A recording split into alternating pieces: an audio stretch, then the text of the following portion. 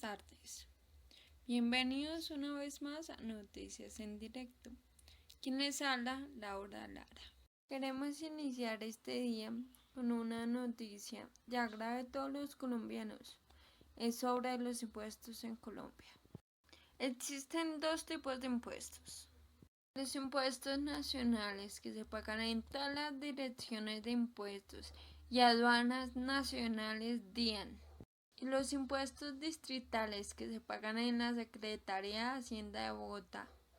Para ampliar más esta información nos encontramos con Milena Costa, quien se encuentra con la directora de Impuestos y Aduanas Nacionales. Milena.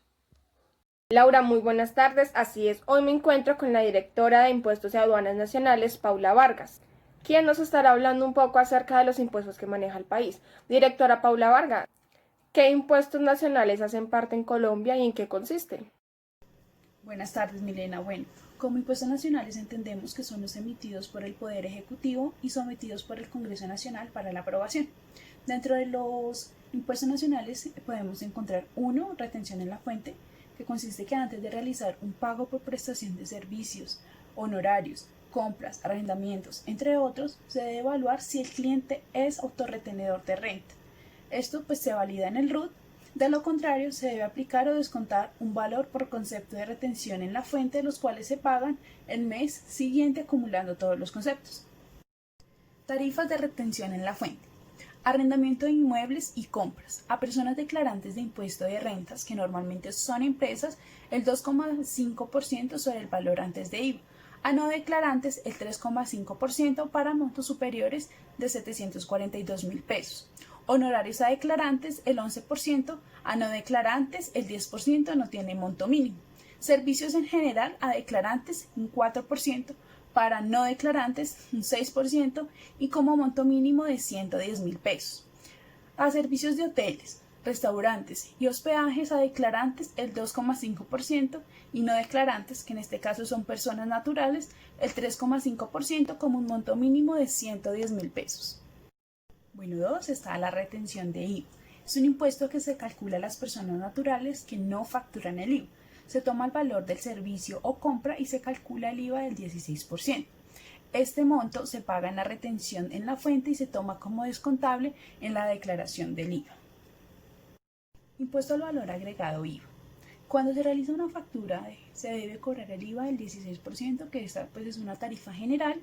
Al final del bimestre se declara el IVA generando menos el valor del IVA descontable, IVA que cobran en las compras y o servicios que adquirió durante el bimestre. Bueno, otros de nuestros impuestos nacionales está la autorretención del CREE. Es una retención para acelerar el recaudo del impuesto del CREER, que es un 9% anual. Consiste en calcular un porcentaje sobre todos los ingresos que tenga la empresa en el cuatrimestre. La autorretención del CREE depende de la actividad de la compañía. Impuesto para la equidad CREE. Es un impuesto creado para sustituir los aportes parafiscales que ya no pagan las empresas sobre sus trabajadores cuando ganan menos de 10 salarios mínimos. Equivale al 9% de su renta líquida, se declara y se paga anual en abril de cada año. En la declaración se descuentan los pagos de la autorretención de CREE que se realizan en el año. Otro impuesto nacional que encontramos es el impuesto de renta, que es un impuesto anual correspondiente al 25% de la renta líquida, que son ingresos menos costos y deducciones. Información exógena DIAN. Exógena significa que es externa. Es una obligación formal que tienen las empresas que declaran impuesto de renta. Consiste en reportar todos los terceros con los que tuvieron operaciones el año anterior de acuerdo a los valores presentados en la renta. Bueno, por otro lado, otro impuesto nacional en Colombia es el impuesto al patrimonio. Este impuesto requiere el pago anual del 1% del patrimonio total de personas con patrimonios estimados mayores a 5.000 millones de pesos. Bueno, por último, hablaré sobre el gravamen a los movimientos financieros, conocido como el 4 por mil. Para tener un poco más claro el concepto de 4 por mil, este consiste en que por cada 1.000 pesos que se muevan en una transacción bancaria, el Estado cobra 4 pesos. Estos se destinan al pago de este impuesto. Es un impuesto aplicado del 0,4% a cada transacción destinada a retirar fondos de cuentas corrientes, cuentas de ahorro y cheques de gerencia.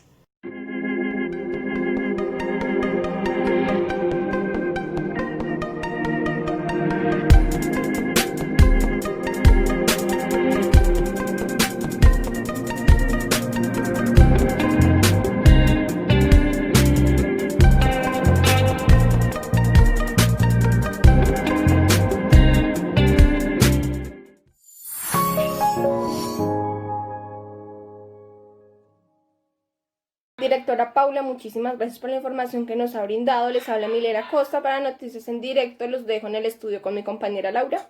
Muchas gracias, Milena.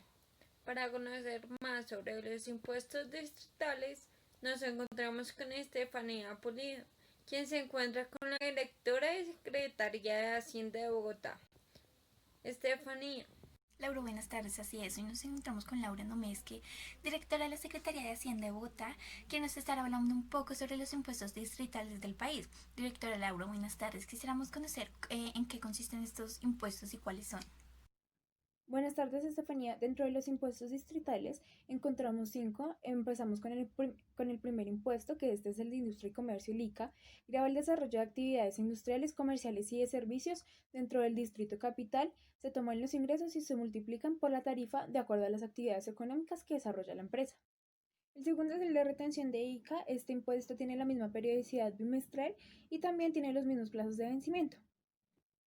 Es el anticipo del impuesto de industria y comercio efectuado por el vendedor y descontado por el comprador en el momento de causar, pagar o abonar en cuentas las facturas o cuentas de cobro. Las empresas aplican retención de ICA a las personas naturales por concepto de actividades económicas y de servicio. El formulario se debe diligenciar en el portal de Secretaría de Hacienda, se imprime, se firma por el representante legal, luego es pagado en bancos, al igual que el de industria y comercio. El tercero es una información exógena distrital. Este es una obligación formal a las empresas distritales que consiste en reportar a un tercero las operaciones realizadas el año anterior. El cuarto es el impuesto predial, es el impuesto de propiedad grabado anualmente en el derecho de propiedad, usufructo o posesión de un bien inmueble localizado en Colombia. Este impuesto es cobrado y administrado por las municipalidades o distritos del inmueble y la tarifa oscila entre el 0,3% y el 3,3% sobre el avalúo catastral del predio. Como quinto y último tenemos el impuesto sobre vehículos automotores. Este es el impuesto que tiene sobre la propiedad de los vehículos y tiene como base gravable el valor comercial del vehículo. Los impuestos se pagan ante los departamentos o distrito capital y ellos son quienes administran y controlan el pago. Los vehículos gravados incluyen a los nuevos o usados y excluyen, entre otros, a los vehículos de transporte público de pasajeros o de carga. El valor comercial del vehículo hasta 36.810.000 tiene una tasa de impuesto del 1,5%, los que sean de más de 36.810.000 hasta 82.822.000 tienen una tasa de impuesto del 2,5% y los de más de 82.822.000 tienen una tasa de impuesto del 3,5%. Descarga el aplicativo de la Secretaría de Hacienda de Bogotá desde tu teléfono Android o iOS. Regístrate y actualiza tus datos y gánate el 1% de descuento en el pago de tu impuesto predial. Paga tu impuesto desde tu dispositivo móvil o desde la oficina virtual, rápido, fácil y sin filas. Debes tener en cuenta que al acceder al pago por cuotas sin intereses, no tendrás la opción del descuento del 10% ni del 1% adicional. Alcaldía de Bogotá. Directora Laura, muchas gracias por su tiempo e información. Continuamos con nuestra analista Milena Costa, quien nos estará comentando sobre cómo funcionan los impuestos en Colombia, cuáles son sus consecuencias, sus posibles causas y sus soluciones. Por favor, Milena, cuéntanos de qué se trata más este tema. Buenas tardes, Estefanía. Bueno, primero que todo tenemos que saber que todo lo que hace el Estado cuesta, ya sea para la construcción de parques, para brindar educación, entre otras, ya que estos necesitan recursos para funcionar. Nosotros los ciudadanos financiamos al Estado con los famosos impuestos. Unos pagan más que otros, otros pagan una cantidad menor, pero lo que tenemos que saber es que todos pagamos impuestos.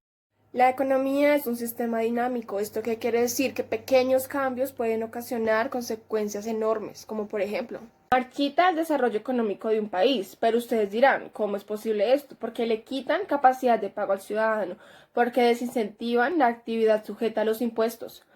Un ejemplo más claro para concretar es 4 por 1000. ¿Esto qué quiere decir? Que por cada 1000 pesos que se mueven en una transacción bancaria, el Estado cobra 4 pesos. El problema con este impuesto es que incentivan a los ciudadanos a no realizar transacciones bancarias. ¿Y esto qué trae como consecuencia? Que el Estado recaude menos dinero del que puede recaudar, ya que existe una alternativa como lo es el uso del dinero en efectivo. Segunda consecuencia, tenemos que en medida de que el banco mueva menos dinero, hay menos prestaciones, lo cual conlleva a que haya menos inversiones también. Como resultado de todo esto, es un país cuyo desarrollo económico está condicionado por la informalidad. En este caso tenemos un ejemplo muy evidente en la cotidianidad, que es el alza en el IVA. ¿Y esto a qué conlleva? A que los consumidores ya no consumen en la misma cantidad. Esto afecta tanto a los compradores como a los vendedores. Lo cierto es que el Estado, al recaudar todos estos impuestos, no solo recoge dinero, sino que también afecta el comportamiento de las personas, bien sea que no tienen cómo pagarlo, que no encuentran la manera de pagarlo o definitivamente buscan una forma de no pagarlo, yéndose del país, manejando dinero en efectivo, entre otras causales. Milena, ¿qué posibles soluciones existiría para esto? Como posibles soluciones, tenemos que tomarnos las cosas en serio, ciudadanos. Por ejemplo, el Estado debe generar confianza en la manera que gasta sus recursos para así disminuir la evasión. Los ciudadanos tienen que entender que el problema de los impuestos va más allá del quien paga directamente, porque todos asumimos un costo directo. Los políticos tienen que preocuparse por las consecuencias reales de los impuestos, no por el modo en que son concebidos. Que cómo se lleva a cabo esto no lo sabemos, pero todo parte de que cada uno de nosotros tiene que tener en cuenta cuál es el problema. Directora Milena, muchas gracias por su tiempo e información. Que tenga una feliz tarde. Les habló Estefanía Pulido. Continúen en estudio. Muchas gracias, Estefanía. Hasta aquí nuestro noticiero en directo. Que tengan una feliz tarde y nos vemos en una próxima.